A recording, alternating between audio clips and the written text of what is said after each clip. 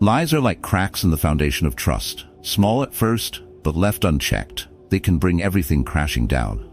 The truth is, deception doesn't always show up with flashing red lights. It sneaks in quietly, hidden behind deflections, over-explanations, and awkward humor. And if we ignore these subtle signs, we invite dishonesty to take root in our relationships, eroding trust piece by piece. In this video, we'll explore the unseen damage lies cause not just in the words people say, but in the way they avoid eye contact, steer conversations off course, or laugh at the wrong moments.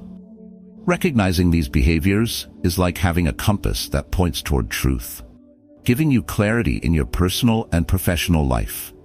If you can spot these signs, you can protect yourself, avoiding unnecessary conflicts, cutting through manipulation, and fostering relationships built on integrity. The truth may be uncomfortable, but clarity always brings peace. Stick with us until the end of the video. Share your thoughts on one of these signs that resonates with you, and don't forget to subscribe to the channel for more insights like these.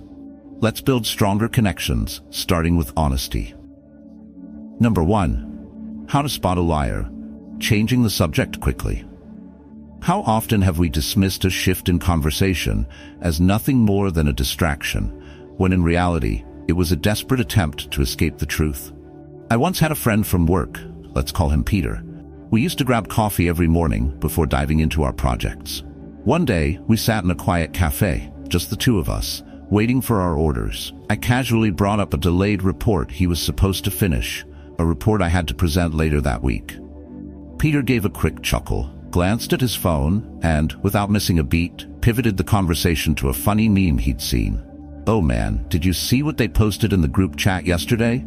It was subtle, easy to dismiss. And for a moment I did. It felt like we were just having a light-hearted conversation, a brief detour. But a pattern emerged. Each time I nudged toward the missing report or deadlines, Peter would steer the topic elsewhere. Sometimes to weekend plans, other times to sports or office gossip. It was like playing a game of dodgeball, where every question I threw was skillfully avoided, leaving me with empty hands and no answers. This kind of behavior isn't uncommon. We've all experienced conversations where people redirect the topic as smoothly as a magician shifts a deck of cards, making you forget what you were focused on. But in the world of Stoicism, avoidance is more than a distraction. It's a refusal to face reality. Seneca once said, "To be everywhere is to be nowhere." When someone is constantly shifting conversations, they aren't just dodging responsibility, they are rejecting the opportunity to engage with the truth. And in doing so, they undermine trust, both in their words and in their relationships. The danger of changing the subject lies in the subtle erosion of integrity. Every time we let it slide, we reinforce the behavior. It's like letting water drip from a crack in a dam, insignificant at first, but over time, it wears away the structure until it collapses. And just like that dam, trust in a relationship doesn't break all at once. It crumbles little by little until there's nothing left to hold it together. So what's the practical takeaway here? First, pay attention to these shifts in conversation. When someone pivots from a difficult topic, it's not just harmless chatter, it's a signal. Recognizing it gives you a chance to stop the evasion before it takes root. Instead of letting the conversation drift, try gently steering it back with something simple. "I appreciate that story, but I'd really like to get back to what we were discussing earlier." This sets a clear boundary, one that values honesty over avoidance. Second, don't let discomfort stop you from asking the hard questions. Stoicism teaches us that discomfort is a part of life, and avoiding it only makes us weaker. As Marcus Aurelius put it, the impediment to action advances action. What stands in the way becomes the way. If you sense someone avoiding a conversation, lean into it. Ask the questions that need to be asked, calmly but firmly. Finally, reflect on your own behavior. Are there moments when you've changed the subject to avoid facing something uncomfortable? Stoicism isn't just about spotting flaws in others, it's about recognizing and correcting our own shortcomings. The next time you catch yourself dodging a difficult topic, pause. Acknowledge the discomfort and address it head-on. The conversations we avoid are often the ones we most need to have. In the end, honesty is like a lighthouse in the fog. When someone changes the subject, they're trying to lead you away from the light, hoping you'll get lost in the haze. But the clearer you are about where you're going, what questions need to be answered, the less likely you are to be misled. Stay focused, stay present, and don't let yourself drift off course. Number 2. Effective listening. Understanding versus responding. Why do we listen, if not to understand? Yet most of us listen just to reply, not to connect. A few months ago, I was at the airport waiting for a delayed flight. A colleague from a different department, Sarah, happened to be there as well, and we struck up a conversation. At first it was light, travel stories, weather complaints, but eventually the topic shifted to work stress. Sarah seemed troubled, so I asked her what was going on. What followed was an outpouring. Frustrations about management, missed deadlines, and feeling overwhelmed. My instinct kicked in immediately. I started mentally preparing solutions. Maybe she needs to organize her schedule better, I thought. Or maybe she should have a conversation with her manager. As soon as she paused for a breath, I jumped in, offering my advice like I was solving a puzzle. I'll never forget her reaction. She smiled politely, but didn't say much after that. The conversation fizzled out and she excused herself to grab coffee. It wasn't until later that I realized the problem. I had been so focused on what I could say that I missed what she needed, a space to be heard. Epictetus once said, "We have 2 ears and 1 mouth, so that we can listen twice as much as we speak." Yet how often do we do the opposite? Most of us aren't truly listening, we're simply waiting for our turn to talk. This is especially dangerous when dealing with lies or deception. Liars thrive on distractions. They rely on your eagerness to respond quickly, hoping you'll miss the subtle inconsistencies in their words. But the key to catching a lie isn't in how fast you reply. It's in how deeply you listen. Think of a conversation like a dance. If one partner moves too fast, the rhythm falls apart. In the same way, rushing to respond disrupts the flow of trust. When you listen only to reply, you miss the beats where truth slips through, the pauses, the hesitations, the moments where someone's words don't quite match their emotions. It's in these gaps that lies often reveal themselves. So what's the practical lesson here? First, practice slowing down your responses. When someone is speaking, resist the urge to fill every silence with your thoughts. Instead, focus entirely on what they're saying. Observe their words, their body language, their tone. Often what isn't said speaks louder than what is. Second, ask clarifying questions instead of offering solutions. Instead of rushing to fix someone's problem or prove a point, try responding with, "That sounds tough. Can you tell me more about what happened?" Or, "How did that make you feel?" These questions not only encourage the other person to open up, but also help you gather more information that may reveal inconsistencies if someone is being dishonest. Finally, embrace silence. In conversations, silence is like a magnifying glass. It brings hidden truths into focus. When you don't rush to fill every pause, the other person may feel compelled to explain further, offering insights they hadn't intended to share. This is especially useful when someone is being deceptive. The discomfort of silence often nudges them toward revealing more than they planned. Listening with the intent to understand, rather than just to reply, is like sharpening a tool. It takes time, effort, and patience, but once honed, it becomes one of the most powerful ways to uncover truth. Stoicism teaches us that clarity comes not from what we say, but from how well we perceive the world around us. And nowhere is this more true than in conversations. So the next time you find yourself in a discussion, whether at work, at home, or in passing, pause before speaking. Ask yourself, am I listening to understand or just waiting to reply? The answer to that question might make all the difference. If this resonates with you, hit the subscribe button and join us for more insights like these. Number 3. Signs of dishonesty. Unjustified defensiveness.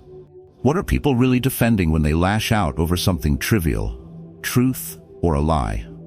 I once found myself in a strange situation at a family barbecue. It was a warm Saturday afternoon and the atmosphere was relaxed. Kids were playing in the yard and the adults were chatting over drinks. I noticed that my cousin Mark had been unusually quiet, so I asked him casually, "Hey Mark, did you ever get around to fixing the bike you borrowed from me last month?" What followed caught me off guard. Mark's face tightened and his voice took on an edge. "Why are you always on my case about that bike? You act like I don't care. I've been super busy with work. Do you even know how stressful my job has been lately?" His sudden defensiveness felt like an overreaction. I wasn't accusing him of anything serious, just asking about a favor, but Mark's response wasn't just an answer. It was a wall he put up between us, blocking any attempt at honest conversation. Marcus Aurelius once wrote, "If someone is offended by truth, it is not truth that offends them, but their own dishonesty." When someone reacts with unnecessary defensiveness, it's often a sign that they feel exposed, even if the exposure is only in their mind. Their defensive behavior acts like a smokescreen, diverting attention away from something they'd rather not admit. In situations like these, defensiveness is like a shield made of sand. It looks solid, but the moment you press against it, it starts to crumble. The key is to understand that the defensive reaction isn't about you. It's about them. They are not protecting themselves from your question. They are protecting themselves from the truth. So, what do you do when faced with this kind of reaction? The first step is not to engage with the defensiveness directly. Stay calm and avoid taking their reaction personally. If you respond with frustration or push harder, you'll only reinforce their need to defend. Remember, Stoicism teaches us that we cannot control how others react, only how we respond. As Epictetus reminds us, it's not what happens to you, but how you react to it that matters.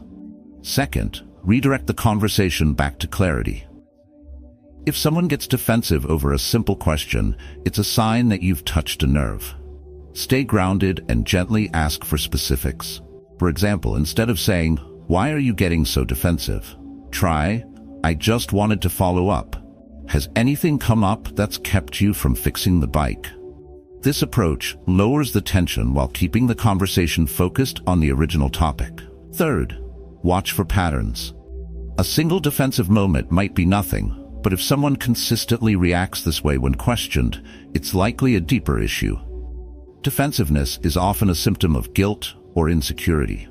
If you notice this behavior repeatedly, it might be time to reflect on the relationship. What trust is being undermined, and what truth is being avoided? Like the wind exposing cracks in a wall, defensiveness reveals more than the words spoken in the moment. If you lean in with patience and awareness, you can see through the cracks and get closer to the truth. But if you get caught up in their reaction, you'll only strengthen their defenses. The next time someone reacts defensively without reason, treat it like a compass pointing towards something hidden. Don't push too hard, but don't back away either.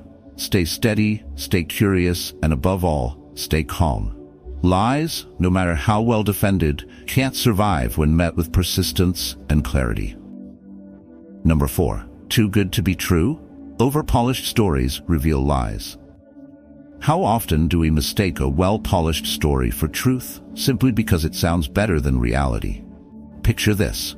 You're sitting at a lively dinner table with friends at a cozy restaurant, the kind of place where conversations flow as freely as the wine. Between bites and laughter, someone leans back in their chair and begins telling a story. It's a tale about how they landed a big deal against all odds, a perfectly timed phone call, a dramatic signature just before the deadline, and a round of applause from everyone in the room.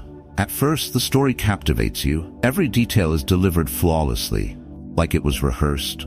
But as you listen, something starts to feel off. The story is just too smooth. There are no missteps, no delays, no moments of hesitation, just a clean, cinematic triumph. And that's where the doubt creeps in. Marcus Aurelius once wrote, "Nothing happens to anyone that he is not fitted by nature to bear." Real success, like real life, isn't flawless. It's messy, filled with setbacks, mistakes, and unexpected detours. When a story is too polished, like a gleaming surface without a scratch, it often hides the messy truth underneath. These kinds of over-polished stories are crafted to impress, not inform.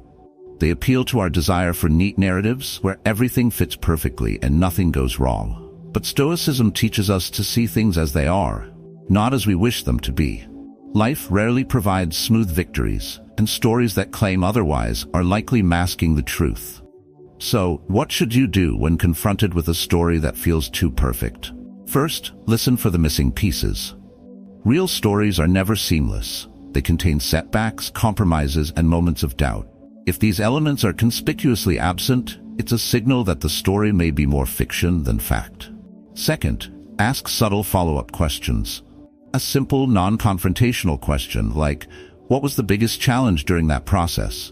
can shine a light on the cracks. When a story is built on half-truths, these gentle nudges often cause the narrative to unravel. Finally, learn to trust your instincts. If something feels too good to be true, it probably is. As Epictetus reminds us, make it your study to be able to distinguish between things and ask what each thing is in and of itself.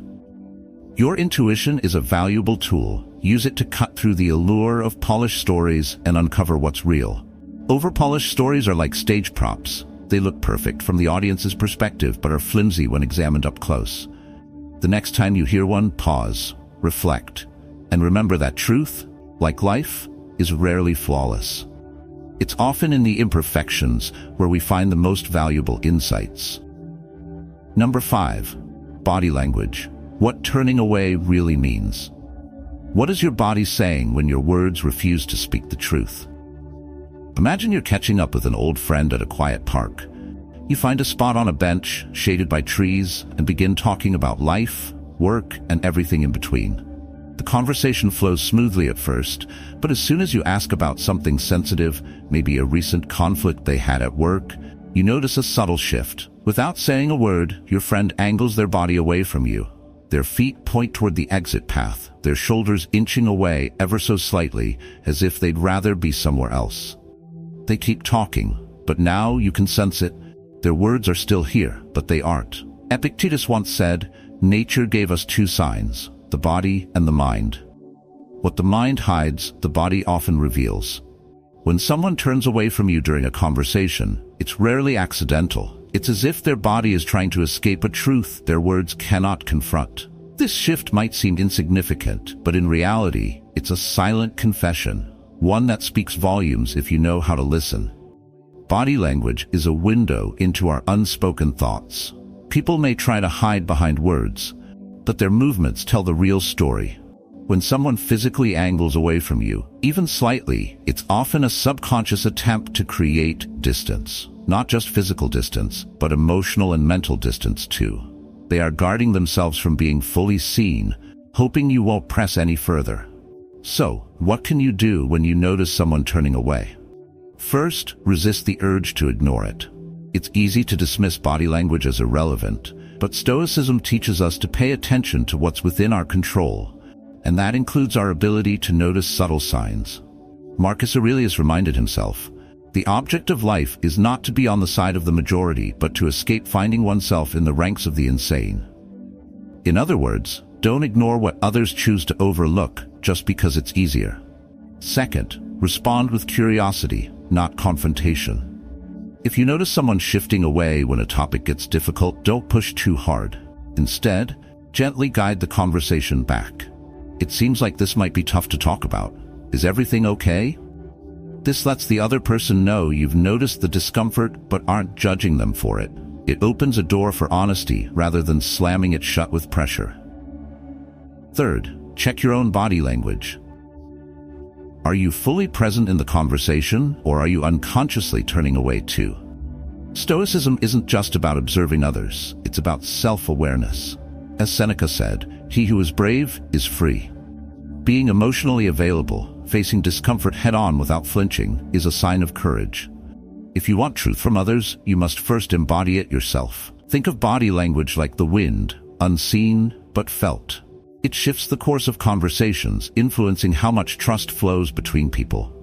When you notice someone turning away, don't force them to face you. Instead, anchor yourself in patience and observation. Stay present, stay curious, and allow the truth to unfold in its own time. You'll be surprised at what people reveal when you're willing to meet them where they are.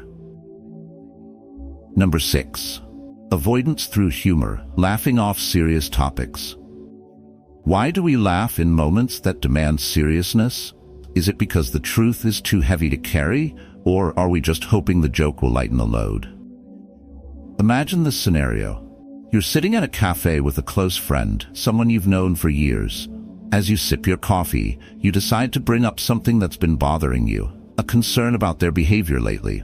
Maybe they've been distant or acting a little off.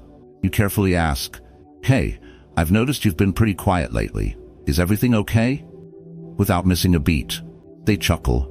"Oh, you're just being paranoid," they say with a grin, as if brushing off your question with a joke.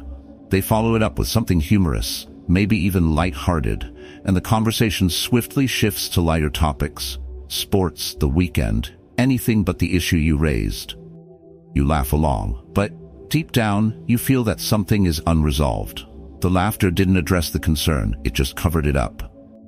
Marcus Aurelius once wrote, "The object of life is not to be on the side of the majority, but to escape finding oneself in the ranks of the insane." In other words, don't get swept away by what's easy or comfortable just because it's the path most traveled. Laughter is one of those paths, an easy escape from confronting uncomfortable truths. When someone jokes their way out of a serious topic, they're not avoiding the conversation for your benefit. They're avoiding it for themselves. They're deflecting, hoping that humor will steer the conversation away from what they'd rather not face. We've all been in situations like this. It's not uncommon for people to use humor as a shield when the truth feels too close for comfort. Humor has a way of diffusing tension, but when used in the wrong context, it acts like smoke, clouding what really needs to be seen. Stoicism teaches us to face discomfort head-on, not to laugh it away. Epictetus said, "Wealth consists not in having great possessions, but in having few wants." In this case, the wealth is honesty and transparency in relationships, and humor becomes the possession that distracts us from it. So what can you do when faced with this kind of avoidance? First, recognize humor as a tool, not a solution. Laughter can ease tension in difficult conversations, but it's not a substitute for addressing the issue. Pay attention to when humor is being used. Is it lightening the mood for a moment, or is it derailing the conversation altogether? Second, gently steer the conversation back on course. If someone laughs off a serious topic, don't be afraid to acknowledge it. "I get that you're making light of this, but I'm serious about wanting to talk." This simple statement lets the other person know you're not here for jokes. You're here for the truth. By calmly returning to the subject, you show that you value honesty over temporary comfort. Third, stay patient. Sometimes people laugh because they don't know how to handle the weight of a serious discussion. In these moments, be the calm presence that Stoicism encourages. As Seneca said, sometimes even to live is an act of courage. And sometimes to remain steady in a conversation, to refuse to let humor distract you, is an act of courage in itself. Think of humor like a river. When it flows naturally, it can refresh and relax. But when it diverts the current of an important conversation, it pulls you away from where you need to go. The next time someone laughs off a serious topic, don't get swept away by the current. Stand firm, steer the conversation back, and remember, facing the truth, however uncomfortable, is always more valuable than hiding behind a joke. Number 7, vagueness as a red flag, when specifics are avoided. Imagine this. You're having a one-on-one meeting with one of your team members. It's a critical week, and you need an update on an important project. You lean back in your chair, look them in the eye, and ask, "So, how are things progressing with the report? Are we on track to meet the deadline?" Instead of a direct answer, they shift in their seat and respond, "Well, it's coming along. You know, there's been a lot going on, and I've been juggling a few things, but everything is moving." They avoid eye contact. Their voice trails off, and the specifics you were looking for never come. Right away you sense it. This isn't just a busy employee struggling to keep up. Something is off. The lack of clarity feels like an intentional dodge, as if they're hoping you won't press further. Stoicism teaches us that clarity is the foundation of truth. Epictetus once said, "Don't explain your philosophy. Embody it." In leadership, clarity isn't just about words, it's about actions and accountability. And when someone avoids giving specifics, they aren't just being vague, they're sidestepping responsibility. So how do you handle this as a leader? First, recognize vagueness as a red flag. It might be easy to dismiss it as a minor communication flaw, but vague answers are often a way for someone to avoid accountability. If they don't give specifics, they can't be held responsible when things go wrong. Second, calmly but firmly redirect the conversation. Say something like, "I appreciate the update, but I need to know exactly where we are with the report. What tasks are left, and when can I expect them to be finished?" By asking for specifics, you're setting a standard of transparency and showing that you won't settle for ambiguity. Third, pay attention to patterns. If vagueness becomes a habit, it's a sign of deeper issues. Whether it's a lack of organization, poor time management, or an unwillingness to take ownership. In Stoicism, accountability is key. Marcus Aurelius wrote, "Waste no more time arguing what a good man should be. Be one." As a leader, it's essential to create an environment where honesty is valued, even when the truth is difficult. Vagueness is like a smokescreen. If you don't clear it away, it can obscure real problems until they spiral out of control. The next time you encounter a vague response, don't let it pass. Ask for clarity, encourage accountability, and remember that as a leader, your role is to ensure that the fog lifts, because clear communication is the first step toward meaningful progress. In a world where lies can erode trust and clarity brings peace, learning to detect deception helps you build stronger relationships, make better decisions, and stay grounded in truth. The key is to stay aware, ask the right questions, and never settle for ambiguity. Most importantly, always strive to be honest, because truth is the foundation of every meaningful connection. Share your thoughts in the comments below. Don't forget to subscribe, hit the bell, like, and share this video with friends and family. Thank you for watching, and see you in the next video.